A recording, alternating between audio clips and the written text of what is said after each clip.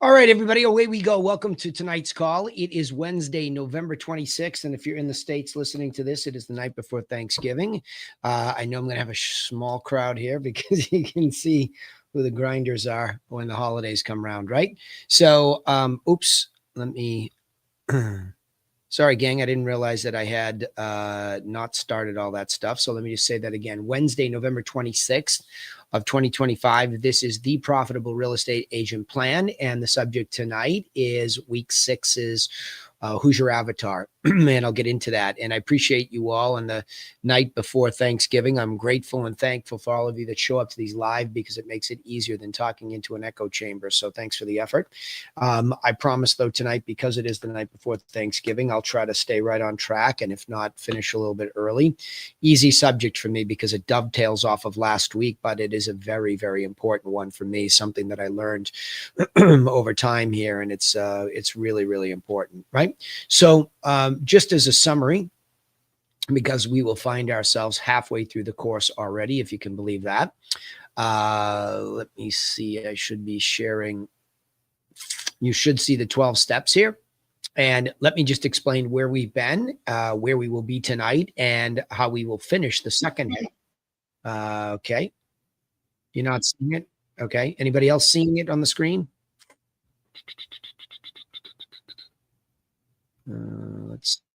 Okay, that's weird. Let's see. There's one on that. Let's try Zoom again. Let me shut a window here. Okay, yeah, it didn't take. Sorry about that. Okay, say when. Yeah? Yes? Oh, thank you. Okay, let me just slide that over. So the reason for this course, I remind you all every week, is that it's extremely important for me to pattern interrupt you and have you think strategically, not tactically. And what that means is that most people come into the real estate business and they think very tactically, meaning I'm going to go out and tactically get some leads. I'm going to tactically say some sort of a script.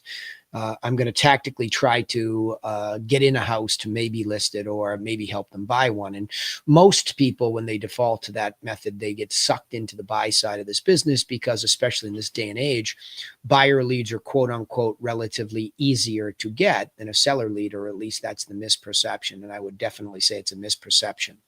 So to that end, where I'm trying to get you think strategically, we have to slow the whole process down and get up above the business. And we did that in the first week, where I explained how the book, The E-Myth by Michael Gerber, really affected my understanding of what a small business strategy framework should be like. So this Realty Classroom Griffin model that's been built, especially since, I would say earnestly since 2012, and in the last 4 years, it's really had some polish put on it, and it's become very effective for me because I am the crash test dummy for this. I still do this every day.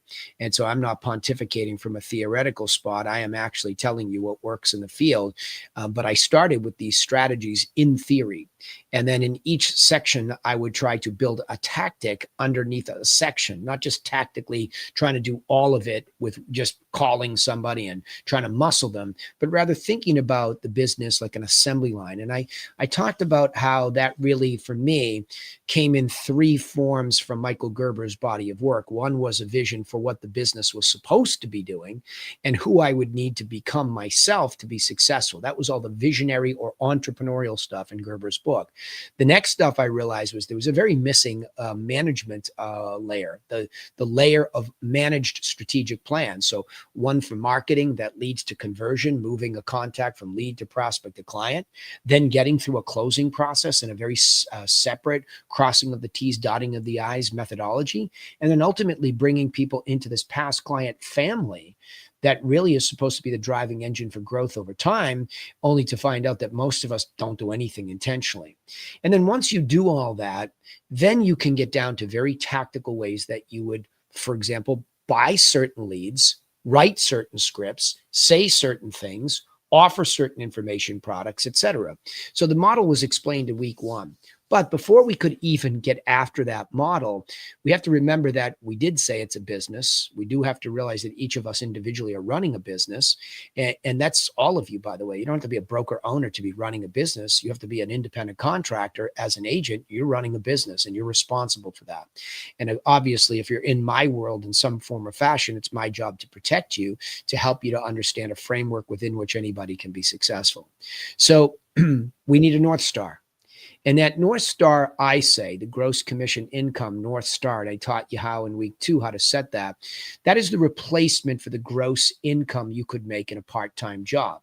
Because I'm going to assume that most people, when they come into this business, make money some other way, because they would be very naive if they thought they could just leave a job, come into a business and build it overnight. It just doesn't work like that. So my assumption when I do this is that you're looking at, say, an alternative. And I use in week 2 the methodology of saying, listen, if you went out to Whole Foods or Starbucks, I think of myself, I like those 2 brands. I would try to go get a part-time job there if I needed one for 15 hours. I figured maybe I could squeeze $20 an hour. They'd make me work 15 hours a week, at least in that part-time job. And I'd probably have to work about 44 weeks in a year. And so by the time I was done, I can't remember exactly week 2, but it was about 16,500. Well, my goodness. I mean, to gross 16.5 in this business, even if you're in a lower average sales price, it doesn't take more than 2 deals, maybe 1 in most places. So we talked about setting that goal so that you could see how reasonable it was. And then tactically, I showed you how we do it inside of our world here, right? But week number 3, and I juxtaposed them this week, this round, I made a mistake, but I would tell you, I really probably should start to put mindset number 2, and I might do that next time, because what I realized even this week in coaching is how hard it is for all of you to get yourselves to do this stuff. And by the way, it's not individual to any one of you. I must have had that conversation 4 times just today on my coaching 101 calls with the team leads that I coach and the top producers. And I'm telling you, it's hard for anybody to envision themselves going out and doing the correct methodology that we use. And I say correct because it is correct. It's much better strategically to go into a tactic than it is just to wing it. So it's very, very hard to develop a mindset if you do it on willpower. So in week 3, I talk about a book that changed my life personally, but also as a coach and a father. My son was just talking to me about it too. I'm talking about the book Psycho-Cybernetics, or Mind Steering Systems, loosely translated, written by Maxwell Maltz. It is a transformational book if you will take it and you will apply it to you becoming a successful small business person in real estate. Powerful, powerful section in this course. Number 4, we talk about really once you start to do all that, okay, now we better get down into that strategic planning stuff. And that starts with content marketing. Not the silliness that you might think content marketing is all about, going out there and, just running through a house and saying something. Not that that's silly, but some of the other nonsense you see online is that has nothing to do with real estate, but yet not even thinking, where is that content going? What custom target audience are you hoping to get in front of? And how is that going to help you fulfill the business vision of getting some listings that help you achieve that North Star? Well, the truth is it's not. Unless you think about the content and the quality of the content. And in our case, I taught you in week 4 that that's all about a newsletter, statistical information, so that in the base of what you do from a marketing standpoint as an agent, most people, when they find out you are an agent or you introduce yourself, they're going to ask you what? How's the market? And if you don't have a piece of content that you're creating once a month, you can't answer that. You're winging it. You're guessing. But if you follow our methodology, or you're already in the Griffin loop or the TRC loop, you have a formula within which that gets produced automatically once a month, and it tells you how the market is. And that's the piece of content that you put forward. So social media turns out to just be a platform upon which you put your core content. And if you're really high level, you know that that's supposed to be on a website and then pushed out that way, right? So there's a lot to be learned about content marketing. And we talked about that in week 4. Last week, we talked about getting deep down into, okay, once you have the basic newsletter, you're still going to have to convince a seller / and a buyer, but especially a seller, you're going to have to convince them to do business with you. above and beyond all other options. And I taught you very clearly how a rookie brand new to the business could compete with a veteran today, not someday. Because if you understand that that one piece of content, the market update, leads to other pieces of content, which you're messing with anyway, pictures and details of properties that sold. And in our case, we teach you and give you a 7-step plan for sellers and a 6-step plan for buyers. So we talked about that last week. But here's the rub. This doesn't land with everybody just because it's so well thought out. I mean, think about what we've been through in 5 weeks so far. It's extremely specific. It's extremely strategic. So the logical brain would get excited and say, oh, that's going to work just great for me. However, what you'll find through experience is it doesn't land with everybody. You could have a great newsletter. You can use that as a foundational piece of your unique selling proposition package that we teach you how to make. And we did last week, right? We could put that all together and you could go out there and you could even use the scripts to talk to people and it will fall flat. And that's because you have to understand that in this business model, you are going to have to define ideal client. Okay. That's what you're going to have to identify. Where are you going to land? You're going to land in the house or showing houses to the ideal client. Now, you might say, if you've never studied marketing, well, that's hocus pocus. You might say that if you've never studied psycho-cybernetics, mind steering systems, that it's impossible. You might say those things if you're understudied, but I'm telling you that when you teach the brain what your ideal client is, it is incredibly resourceful and begins to help you find it. That's Psycho-Cybernetics 101. So you have to really understand that this is a real true marketing exercise that's rooted in psychology for you first. Secondly, once you begin to understand how the business works and you're offering this information product to somebody, if they are not an ideal avatar, there might be a very difficult time with conversion, and you might mistakenly think that there's something wrong with you or the system doesn't work, whatever you'll tell yourself, but it's just simply because you didn't understand that you weren't talking to truly somebody who's an avatar, right? So that's tonight's call, and we're going to get into it now and walk through the slideshow. Let me start sharing this tab instead. So I'll go through this, and again, relatively easy topic to teach. So have your questions ready when we're done with this, and we'll try, because it's the night before Thanksgiving, we'll try to move through it swiftly, okay? All right. So who's your avatar is the question. A marketing avatar is a fictional representation of your ideal customer. See, that's where the animal brain begins to fight back. And it says, see, I told you, this is just all made up. Fiction is made up, right? Yes, correct. Because you're not even in the field yet. You're not even in the business yet. So of course it's fictional. A business plan, I'll argue, is fictional until it goes to work, and then it gets refined by reality. So there's a leapfrog. And I was talking about this today. Like I said, I can't tell you how many smart people I coach, including on this call each week and many others, that just haven't really made the leap from understanding what this does. They've heard other people have success with it, but they haven't made that leap yet to reality. So there is a time to jump off the dock, right? It is a detailed description of a hypothetical customer that represents what your target audience. So it's okay to have a target. In fact, it's necessary. For example, in week 2, when we talk about setting that North Star financially, that's a very clear target. And if you read, and when you read or study Psycho-Cybernetics, you realized mind steering systems are not straight lines. We don't just set a goal and we go straight in that direction. It's similar to a plane. If you actually took a plane from, let's just say, here to New York City, you think, oh, that's a short drive. It's a straight line. They go up, they follow the line once they get on course, and that's it. Well, of course, that's not how it works. The wind blows it side to side. The air pockets bounce it up and down. So what it's doing along the way is it's making course corrections. And that's what we're beginning to do when we approach a target. We're always making an adjustment to arrive at that target. There is no perfect straight line. However, the clearer the target or the landing spot is, this ideal hypothetical landing spot, the easier it is for your subconscious to adjust your plan change the tactics even in real time like a plane, and keep you on track to the target.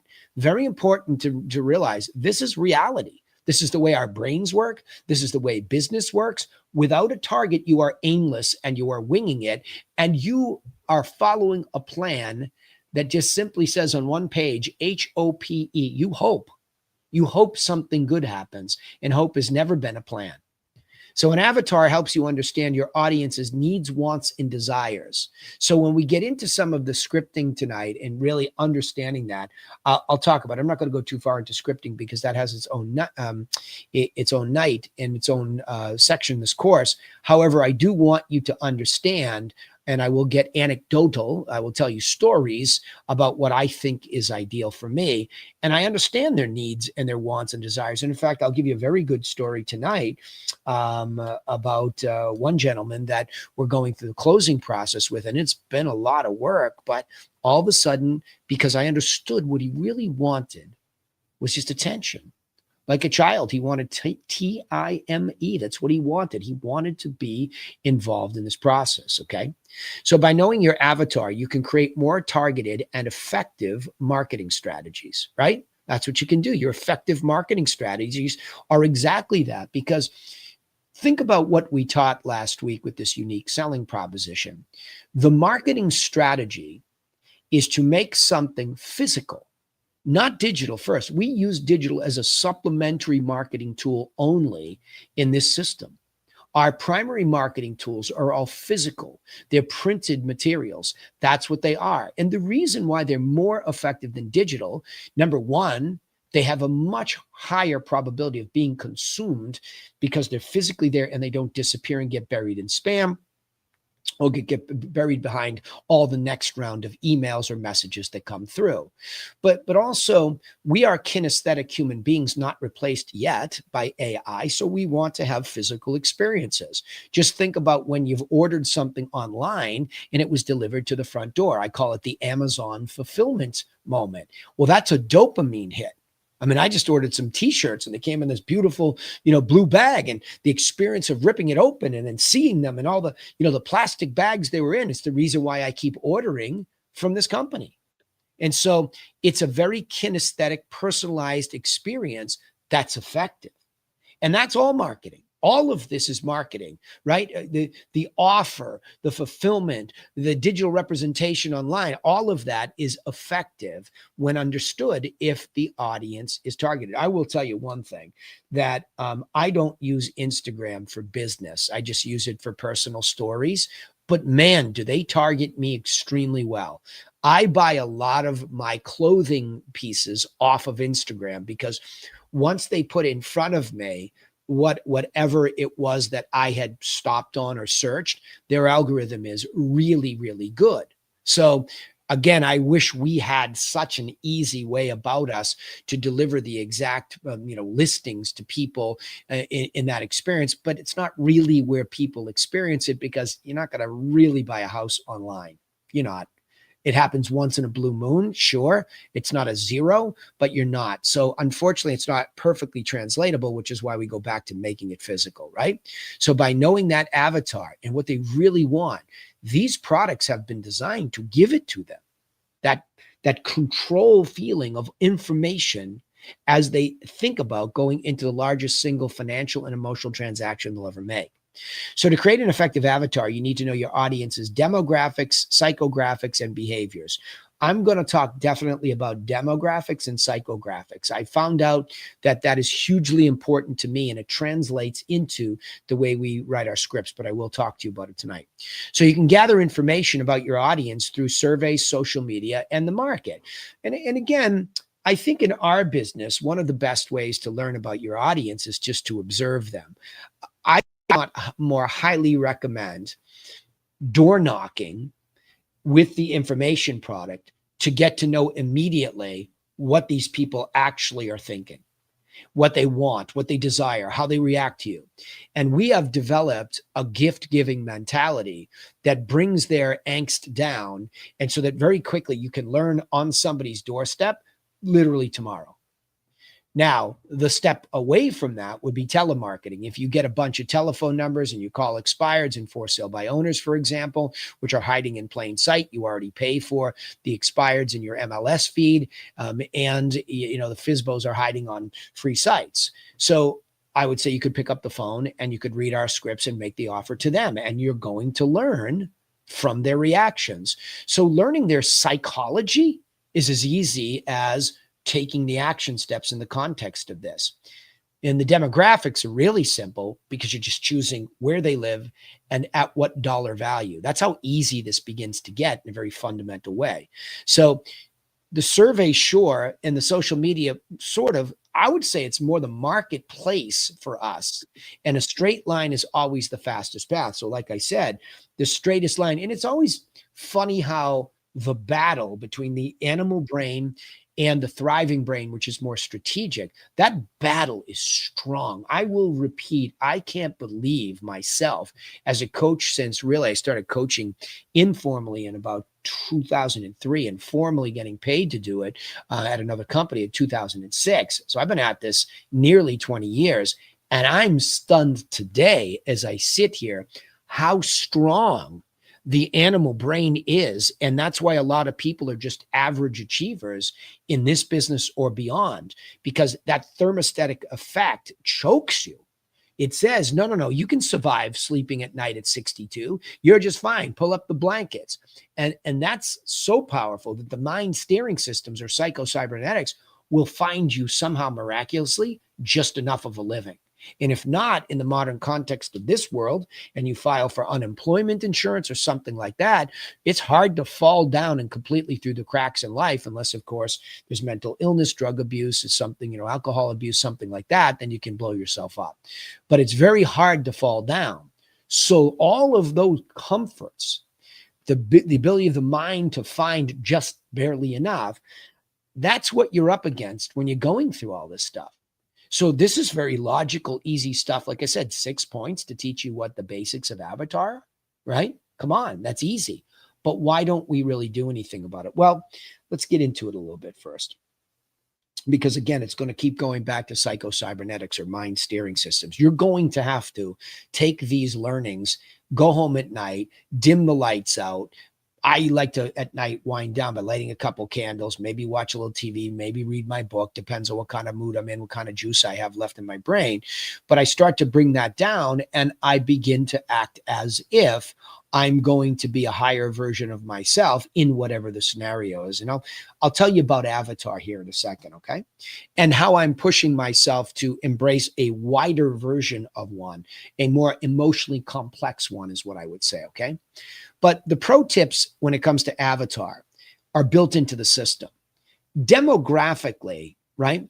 You're looking for age brackets, names. And again, the more specific you are with the Avatar. So I had, Joe Radigan was my avatar early on. I remember Joe was a business guy. He came to me for some specific help in buying a property. He was coming from Florida and he was just all business and it was great. And he was looking to buy a property inside the geography. So the demographics can follow in our business geography because we're selling a geographic physical thing. And he wanted to buy a waterfront property on the lake up here. And we ended up selling him a property for, I think it was pretty close to $1 million, plus or minus at that time. And so Joe Radigan became my avatar. That's who he was. And or his wife, who I never really dealt with a lot, but it was Mr. and Mrs. Joe Radigan, for example, looking to spend $1 million. They were liquid. Financing wasn't a problem, and they appreciated my professional methodology. And that was him. So I decided over time that that was going to be the way that my avatar would be defined, was price range and geography. Because even in my own town, when I did an analysis, when I was trying to change my business model, I often look back to the Great Recession, which begins, I remember selling my house in 2000, in the fall of 2009. Now, things had already started to fall apart, but people are kind of slow to react. So by 2009, we get that fall, I'm under agreement. And that's when all of a sudden we find that AIG, the big insurance company, insuring all of these mortgages, is about to go belly up. And so I was just under the radar before that happened. So I got my house sold. And if I look back though, it then went from 09 down to 12, and it just kept drifting downwards. And it was very difficult to do business back then, but that was my perception. And a lot of what I teach one-on-one these days is, if you find yourself saying, oh, it was a tough year, oh, it was a slow year, because that's what a lot of you will do right now. You'll come to the end of a year. I should have, I could have, I would have. Well, that's oftentimes because we don't fully understand what could we have done? What should we have done? We just say it, but we don't really think what we could have or should have done. Well, the first thing that I tell everybody is, hey, right now for the next 30 days, because now we're almost at the end of November, I started saying it 26 days ago in earnest, get going, trying to find some avatar targeted listing potentials in these demographic, geographic areas at or above the median price, period. And then get out there with our scripting and try to figure out their psychographics to see if they match. See, it's easy to find that FSBO, that expired at the median price or above in the geographies within which you really want to do business. By the way, I'll go back to my analysis I did in 2012 was the first time I really got strategic. And I went in there and I looked at what had sold in the year of 2012, which was the bottom. It took about 3 years for us to bottom. And I was shocked. There were 50 houses that sold over $1 million in my own town. I was stunned. So I said to myself, never again. I will never participate, because I struggled selling houses, that were at the very low end, because the whole business model didn't have an avatar. Its avatar was, I'll sell anything. And that's just silly, non-strategic, tactical. You're looking for a number of transactions. And when you do that, when you just start tactically and going after a number of transactions, it's a strange phenomenon, but you get pulled to the very left of the median, way down lower, because you're trying to do volume. And a lot of the people that you would skim off the internet or off a classified ad in the newspaper where we started are low end, because that's the way they consume. And you don't even think about that. So your marketing strategies start to follow your presumption about tactics, and the whole thing goes to hell in a handbasket if the economy really takes a dive. And it did. So I never forgot that. And I'll never be the same because of it. It's hard for me to believe it's that long ago, nearly 14 years ago now, 13 years-ish when I really started to learn this. And I think to myself, my God, it was so easy. Why didn't you just see what was really selling at the median above? And median, is the average. Median is the middle number. Mean is the average. So mean is even better. But if you just start with median, you're like, wow, that means there is as many sales above that number as there are below. So why are mine all averaging below this? Because I'm non-strategic and I'm tactical. So the way I played psycho-cybernetic games with myself is I would go in the mirror and go, you are below median/average realtor. You, coach, extraordinarily high producer, award winner, you suck. So that's because you're being tactical and you're not thinking like the business person you're capable of being. And then that's when I started to put all of this together into a system, because I needed to be disciplined by a system. Otherwise, the dopamine junkie that I am, the ADD junkie that I am, I just want to get high off of a sale. And the satisfaction of being a person for others and helping people came more so each time the transaction happened. But it was the recession that woke me up that said, you are in a very dangerous, slippery slope. It's very hard to be profitable. Hence the Profitable Real Estate Agent Plan title to this. It's very hard to be profitable in that range. So you better think correctly. And so then I realized, okay, well, I could go out in Osterville, the high-end village, stop going to Hyannis, which basically I did, right? Hyannis, we have this 60 square mile town. It's a big town. It's physically the biggest town in Massachusetts. It has 7 villages. And one village lives like a city in itself, and there's a lot of low-end properties there. Whereas where I'm sitting here today, by the way, this is all manifested because of psycho-cybernetics. I actually still own the building in Hyannis, but I'm sitting in Osterville, where I actually ended up buying this business too. So if you don't think so if you don't think that psycho-cybernetics works, not only did I move closer to the product that I wanted to list and sell, I actually ended up buying the building that I'm in. And then I transformed the village downtown here as retail was getting killed. I fought for 15 months to get a coffee shop put downstairs. And now I have an even better reputation in this village. So it's weird how this all happens. Like, it's just, I placed some targets out there, and it's just weird. I mean, I would tell you it was intentional, but I'm not going to tell you it was conscious every day. Subconsciously, there was just this pilot taking me through all this stuff because I knew where I wanted to be. So I could go down the street, find an expired FSBO in the village of Osterville, but are they going to have a real why? And are they going to have a motivation level somewhere on a 9 to 10, which they need to take action with anybody inside the next 6 to 12 months? Because I'm looking at 2026 and I'm thinking to myself, how are we looking before we get there? Not, oh shit, here we go again, we're starting from zero. That's a nonsense mindset, nonsense. And that's what happens to tactical thinkers. They think, whoa, I did 200 deals this year with my team. How am I going to do 201 next year? I'm not even going to do 200. That's because you're just always trying to scrape the cream and you're not really targeting this avatar, right? But lastly, even if you find somebody with the proper motivation to do so and a big why that pushes them, it doesn't mean that you are going to be acceptable to them. And when we get to the scripting, I'll break it down more, but for most of you already know, there are two ways you can know somebody's non-avatar when you're going through offering them the information package from last week, but then getting into their qualification. Looks like a beautiful house. Why are you trying to sell it? Or if you get referred somebody, looks like a beautiful house. Why are you thinking about selling it? And if the why is not there, you're dead. It's over. You think you can muscle somebody's why? You're naive, or worse, you're arrogant. You can't change somebody's emotion. You can guide them, educate them, and that might free up some more movement, sure. But you can't go in and try to badger somebody's why, which I see with all these scripts and all these tactical strategies. It's gross. I don't even know how you do business like that. So the idea is, once you find them, you do have to figure out really why, how motivated, and then to see if they're accepting of you. Now, there's two main reasons why somebody would shut you down, even like, let's take an expired, even though they just did this and it failed. There are two reasons why you, with this great package of information and meeting somebody with timing and, a why and timing, motivation, right? You could still get rejected. One, because they're committed to a real estate agent. I think the most disgusting thing in this business is this mentality of scarcity that they teach, like, well, are you open to a second opinion? What second opinion? I don't even know what that means. And we used to say it too. I don't even know what that means anymore. It sounds so ridiculous. That means, can I cheat this deal away from somebody else?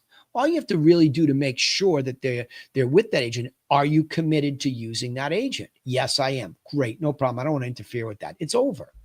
It's non-avatar. Instantly.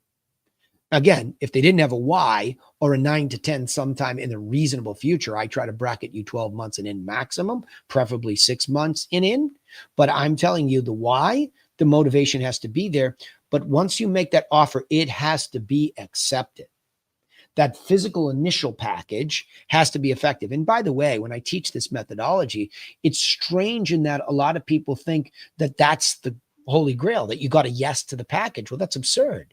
You just tried to get this benevolent Trojan horse, this Amazon fulfillment moment to happen in their house on your behalf. So you get some, a gratitude for that.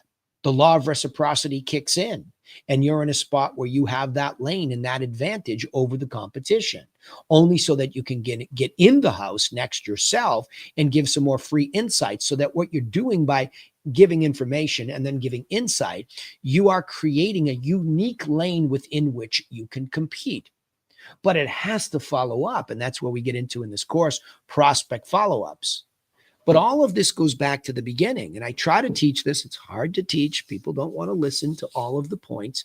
But if you don't go and create a prospect based on avatar parameters or ideal parameters, you are inevitably setting yourself up for a problem out front. Doesn't mean that you won't get through it all the time, but you will make for some very difficult business. And if you think there are not enough perfect avatar people, you'd be wrong.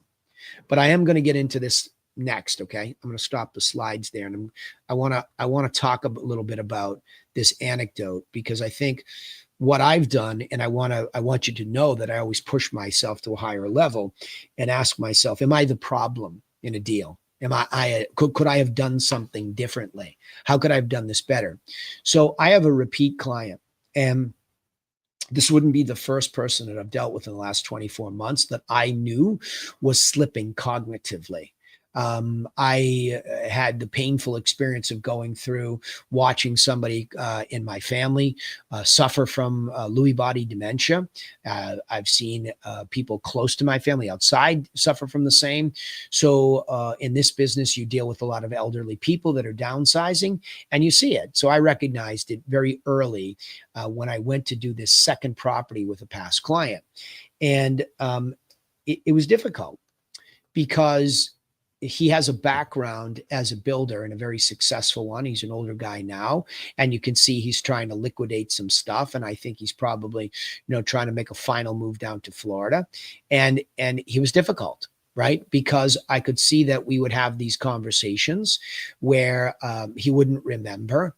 And in that frustrated moment, people with early onset of dementia can be very aggressive. And so he would be aggressive or short with us. And I think it was just out of frustration. But when you're tired and you're having a long week yourself, it's difficult. And I could tell that Laura, who's my right-hand person, chief operating officer, as well as my own client care manager, she was getting worn out too. And she's a fiery redhead. So she made a couple of comments that, like, he had said something nasty and he's pushing back. And I said, okay, well, let me get a little bit more personally involved in this. I'll call him more regularly. So, but I was also getting a little bit worn out, and I was getting frustrated because it was getting difficult to sell the property. Well, when you execute a plan, it's uncanny that wonderful things can happen. On the very last day of the current listing term, before they went to Florida until May, I sold it. I was in an open house. Somebody walked in, not with their agents, but their agent had driven by it before. They walked in and I sold it. And it was a good number. But I knew there was a lot of, it was going to be tricky with him because he was going to still have to do his septic test, which he had kept telling me and procrastinating. We knew there was going to be a lot of septic upgrades, but he's a very proud guy because he built this thing hand stitched. Let's put it that way. Okay. This place is hand stitched. He's very proud. He comes from a tech background. Everything was energy efficient. He worked with people at MIT working on energy efficiency back in the day. So a very proud guy about this whole thing. And we struggled to try to get him to do certain things. Furthermore, he's wildly frugal. So every time there was a suggestion that there might be some wiring needed, oh, well, I built the house, and you'd have to go on and on and on. So I made a decision because Laura felt that he wasn't Avatar, and like, oh, not this again. And he broke her and nearly me. And I said, okay, let's see what this is. Is he Avatar? Let's think about this. One, he does have a median priced house. He's right in there, 837. On Cape Cod, we fluctuated from like 777 up into the eights. So he's right there. He's right down the middle of the road. For my business model, am I making my 2.5%? Yes, that's there on the listing side. Good, check. Now he is somebody older with money. Financing is not really a problem. And he did accept all my information, but he was having a hard time digesting it. And his wife is wonderfully organized and smart and younger than him, but definitely defers to him. So from time to time, as long as I knew I could be on the right page with her and she could get the information, then I would be there. And what I realized is that he would go into a methodology of saying, oh my gosh, you got to call me. This is a real problem. I've got a real problem. Well, it turned out that because I'm so resourceful, that I provided him with all of the vendors that we had. And the vendors are all very good and they're all straightforward, but he put them through the paces. And I came up with a new idea on avatar, but difficult, right? Avatar, but difficult, because you can't just, you can't just have everything go smoothly. He had a motivation. He had a why. He's moving. He's downsizing. Okay. His motivation was definitely there. He listed with me and extended it multiple times. And he was always accepting of my strategies, including some price reductions, which weren't easy, but I got them. And so all of that was there. So really what happens at a pro level, this is pro level training here. At a pro level, you start to ask yourself, am I absorbing some of this challenge and sucking it into me and just letting it die here? Or am I reflecting it back at him in my frustration? So it's the first time I used that analogy for myself. And I said to Laura, I said, listen, Laura, after 20 years of being with me and at this company, for any of you that are Griffins across the country or here or TRCers, I don't like bullies. There's some weird trigger in me since I was a kid. I don't like them. So I would never allow any of you to accept being bullied by anybody verbally, let alone physically, right? But verbally. And so Laura said to me, she said, there's something in the way he talks to me that just ignited my soul. And she's very passionate the way she speaks. I said, I hear you. And I have your back. However, let me pose what I posed to myself. I learned that if I just absorbed it, that it was kind of going away. And these things really weren't big deals to solve because he is Avatar. So he wasn't really doing this because he wanted to argue for the sake of arguing. And he was going along with the plan. So I found out that really what he just wanted, what he desired, remember when we were doing the slideshow, what he needed, what he desired, what he wanted was me to talk to him and talk him through it. And what I found is the minute I made that decision to begin to absorb and talk him through each stage, yes, sometimes I had to lean in. He's feisty. So, the septic system say, listen, and my voice would get higher. Listen to my stories. I had to put in 2 grease traps and a septic system. And when I sold my own house, it cost me 20 grand. You might just have to. So I would raise my voice to lean in. And then all of a sudden, the other end of the line, he said, you're right. So I'm not saying absorbing meant getting run over by the Avatar. I just meant being truthful with him, having conversations where I have strong opinions on how to lead him through this. I'm the captain of the ship. You hired me to be the captain of the ship. Listen to me. And I just kept going. Now, I've been at this a long time, so I think I know when I can lean in and when I have to pull back. And tonight, I already knew, because I stay way out in front of emotional Avatar folks by doing the homework. So I had spoken to I orchestrated the whole thing behind the scenes, which he probably doesn't really know what we did. My team's awesome too, by the way. My closing coordinator, my new one, she's fanatically organized. My wife, Laura, everybody. They're all so good. So I'm not going me. I'm just telling you what I did to be prepared for the moments he needed me. Is that I had talked to the septic company. I was very clear of what could be, couldn't. It was dicey. I'm like, oh my gosh, I'm hoping you don't dig up this hole and you find a broken component. Maybe it just does need these risers, they're called. They put them on the top of a septic system to get that closer to the ground so they can be tested easier, et cetera. So it turns out that they tested it and they fixed it all today for $2,400 versus 30 grand, right?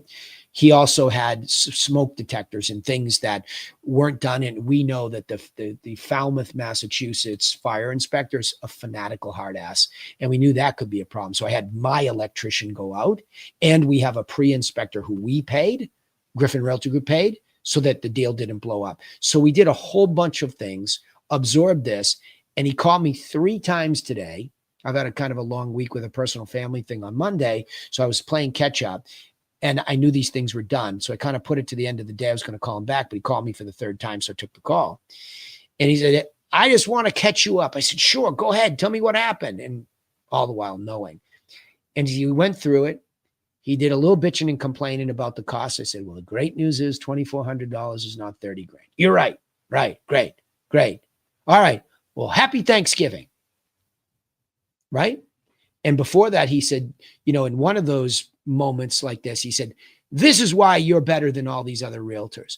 So it's just amazing that when you will absorb some of the emotion, very difficult to do, you think that would be depleting. And it can be. And this is what I was teaching Laura. It can be depleting if you're angry about it. But if you can look at that other human being and you can truly understand that we are in this service business and we are for other people, it's very easy to absorb some of that, what might feel like abuse. If you know generally that's a good person having a tough time.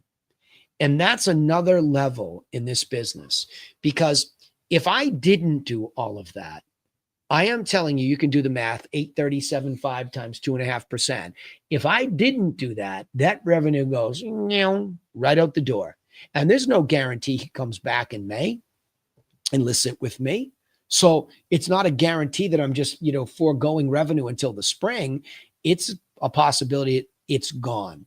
So these things need to be resolved in real time. But I'm telling you, understand it's an avatar. Understand that some of them are going to be so great, grease skids, nice and easy, wonderful. They're your favorite clients, but not if you want to be a top producer, a profitable real estate agent, not if you want to be that. You're going to deal with this stuff. In fact, I'm dealing with another one right now. I'm actually going to be doing 2 divorces back to back. And that's a different absorption. That's just absorbing a lot of that and protecting my clients from the emotions of, of everything that goes on. So I think those are the other places you're going to have to realize it. Okay. All right. So real important topic. The basics of Avatar, to repeat, are they own a median property at or above, right, in the geography within which you want to do business, and they will accept your information package and your subsequent follow-up. That's the base of an avatar. In addition to that, they are not committed to another agent, and they're not committed to it, and their plans haven't changed if they're an expired. I was going to say that, but that's really more particular to an expired listing, right? Their plans have changed. You're not going to change their mind. Okay. So those things are things to keep in mind. But the pro tip tonight was absorb the emotions of people. Danielle Gonzalez has done a brilliant job with one of her clients of absorbing his emotions. And I have had to talk to her through this situation, just like I've had to talk to Laura, because it is very easy when it's a male-female relationship and the male is talking downhill. But if you can ask yourself, is this malevolent, or is this just a person whose anxiety is the operating system of the moment? And can I rise up and solve that problem? Okay. All right. Questions for me tonight, and then we're going to call it a night. And you can ask me anything, by the way, or comment. I get the real bangers out here tonight, huh? Tommy with the thumbs up, Ben, Phil, Rowan. I'm good. You don't have to ask me questions every time. Sometimes these are just things to be digested, but I'm happy to answer some of that stuff. Go ahead, Phil. Did you want to say something? Okay, awesome. Shoot.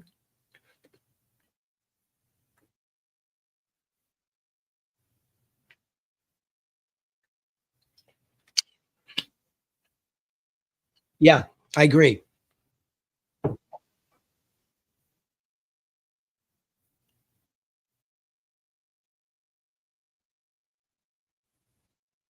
Yeah, there's no doubt about it. I mean, MLS, let's think about all the components of the business and which ones make you money. I would cheat to the ones that make me money all the time, right? So the only reason if I were a brand new agent, what I would be learning to do would be to make packages of information. So if I broke one of these out, I would say to you, the only thing that I really care a lot about that comes out of MLS is, number one, the statistics. Now, we do this for you anyway, so you're fine, right? But the statistics come from MLS. But the other thing that you could learn to do is just search, right? just learn the search functions. Don't try to get too complicated. Pick an expired listing and just start to think, okay, what would it look like for me to go into MLS and search for properties that sold around that one that expired? And what do the pictures and details look like if I were to print out each of those, top 5 listings? I think those two things, Rowan, those two things are the most important usages of MLS, other than when you get your own listing and you enter it in there. Other than that, I wouldn't get too caught up in MLS, right?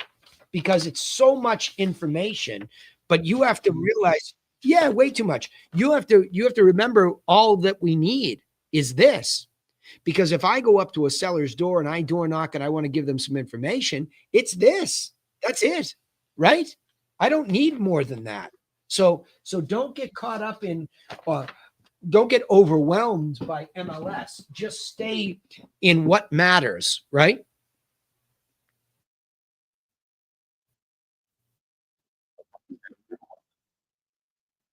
Yeah, yeah. Well, again, I think the most important thing is with our system, the first thing that you all should do ever is pick your own house and make a package of information for yourself. Just pick your own house and make one of these packages of information, like your house is the one that expired. Put it, or for sale by owner. Put it together, put it in the mail it to yourself, let it arrive, and then consume it, right? That's the most important thing, right?